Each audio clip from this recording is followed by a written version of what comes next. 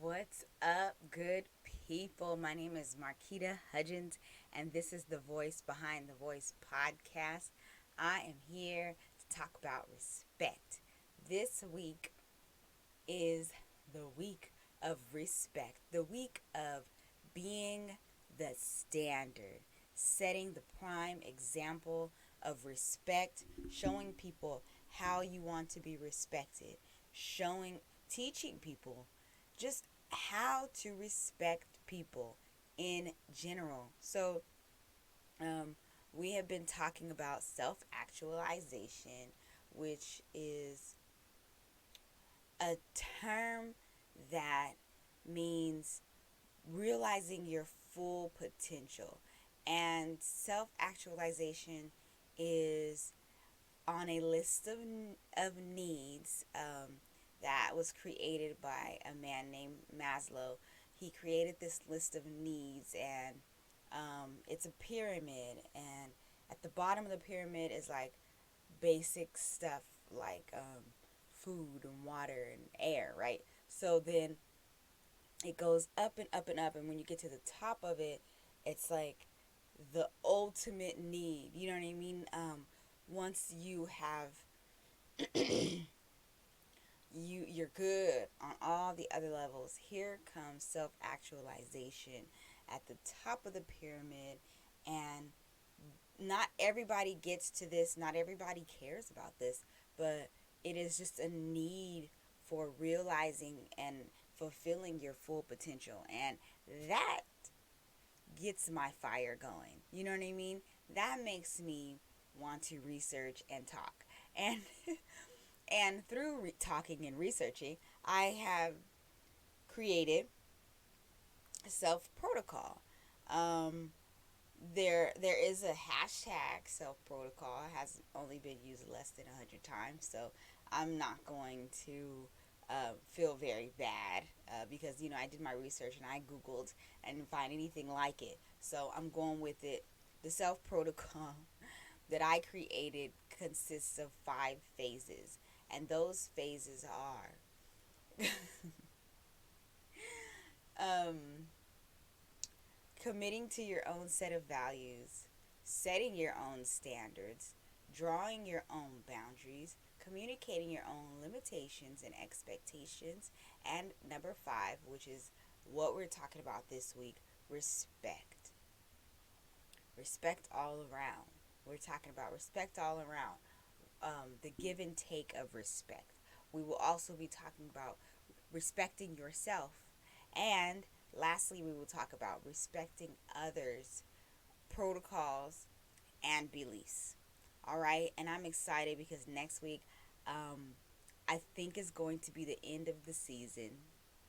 I think. And it will be, well, probably not. I'll probably just kind of remake some of the videos, like go talk a little bit more. I'm sorry, you guys. I just woke up. So I'm having some issues. I'm having some of those morning issues that we have. I took a shower. My face is washed, but okay. So I can't wear like mascara too much. I can't. I just can't because this is what happens. My eyes get to really irritated. I used to get, thankfully I've been using the Mary Kay, but when I use like the store ones, like I don't know, you guys know what the brands are. The ones with the big old. I had one that was, I loved it. It was like a big old thing, like this big, and then you pull it out, and the wand is like this little. But you know those, the store bought ones, the colorful, pretty ones, and Maybelline and all that stuff. So I used them, and after like a week of using that mascara, I would get a sty in my eye. And I mean, I'm telling you, this is taking the mascara off. But yesterday, I didn't take the mascara off before I went to bed, and so I'm dealing with that. Where it's like I used to mime praise dance. I used to mime, and I would put, get the mime, the white paint on your face like a mime, and but it was dancing, and after you wash your face, it doesn't matter how you steer clear away from your eyes. After you wash your face, go to sleep, wake up the next morning, you have white, like not just sleep, but like white paint coming out of your eyes. And that's definitely what happens with, I can't see it yet, but pretty soon there's going to be a weird chunk of mascara coming out of my eyeballs. And I don't know why we women do that to ourselves, but that's why I'm not wearing any mascara and I'm good. But please forgive me if I start, because that's how I feel. That is how I feel. I feel like just turning the camera off and just going like this. But I know that's not good for me. So, anyways, um, you have to be the standard. And what I mean by being the standard, a little bit different, just a little tiny bit different than actually setting your standards, because, like we talked about before, setting your standards is like setting a hen to lay an egg. Like you set it and you expect something to come out of it. When I mean we are being the standard, it's a little bit the same, a little bit different, but you are the standard. So you actually have to walk and talk like you are that image. And you have to, and it's, you're watching this because you you want to be a self-actualizer, or you're interested in what that means, and you're interested in what self protocol is. So it's like, I'm telling you, you have to do this. Like, you have to set the standard of, or I'm sorry, be the standard of respect. You can no longer walk around saying they have to earn it. You cannot. Not no more. Not in this self protocol. You cannot walk around expecting other people to respect you first. You have to start. You are the trend setter. Okay? You are the standard image of respect. And when I say respect all around, I mean everywhere you go, everywhere you walk, and how you talk, how you hold yourself has to embody um, respect. You are the living example of respect. You are respect on feet, okay? And that's how you have to be. You walk into, excuse me, you, one thing that I like to do, that I've been doing forever, when I walk into a grocery store, when I'm at a restaurant, anywhere where people are being paid to serve me, it doesn't matter that they're getting a check, okay? Um, they are serving me, and the Bible actually says that you have to treat the people who are serving you as royalty.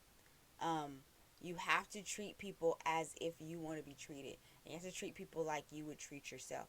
So, everywhere I go, I look for name tags.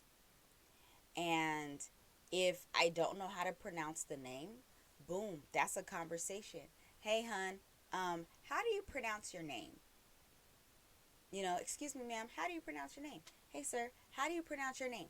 And you make sure that you talk, once you know their name and you have the pronunciation right, you talk to them like they're a human being and you use their name.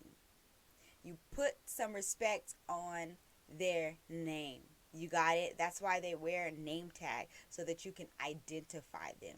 There's no more, hey, you, come here. No, you have to look at their name tag, okay? And figure out how to pronounce their name correctly. People care about that, trust me. With a name like mine, I know that people care when you actually make an effort to pronounce their name correctly.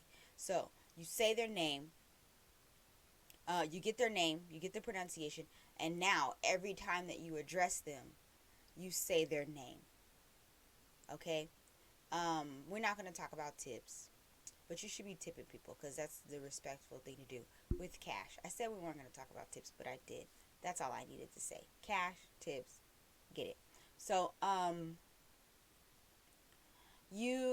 so all around, that's not it. That means it's not just about the self protocol. Like everywhere you go, you have to respect people. Um, and it's you can. Some people call it karma.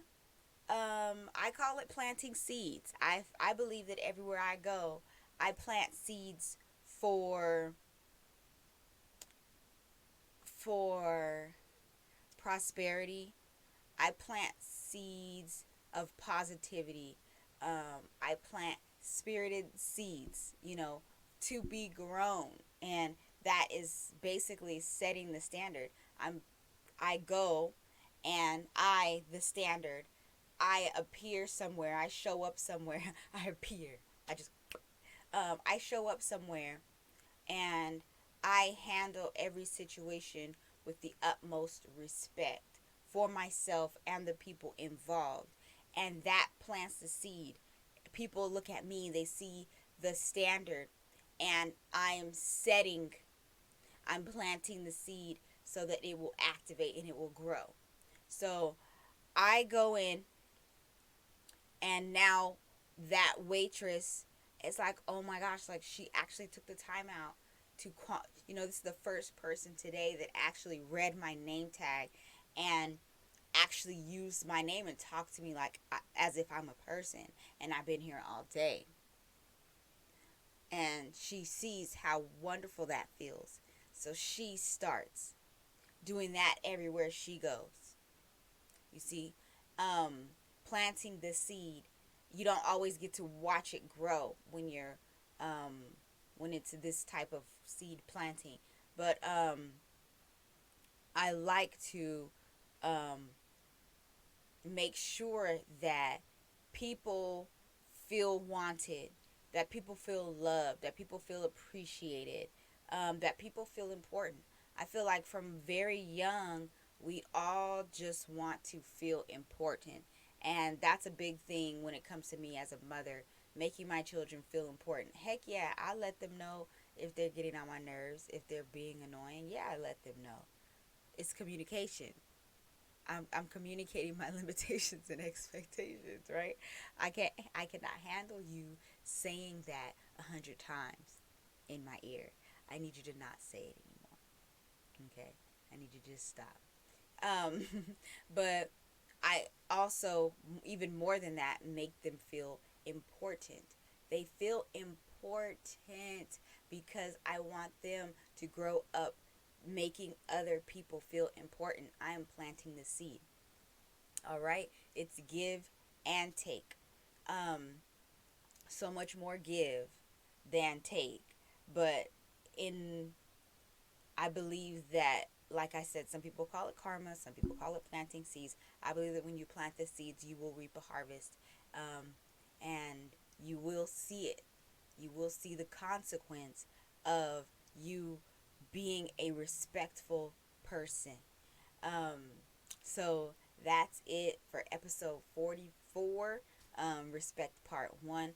And I hope that you are all considering registering your children for this year's VBS. It is July 12th through the 23rd, Monday through Friday.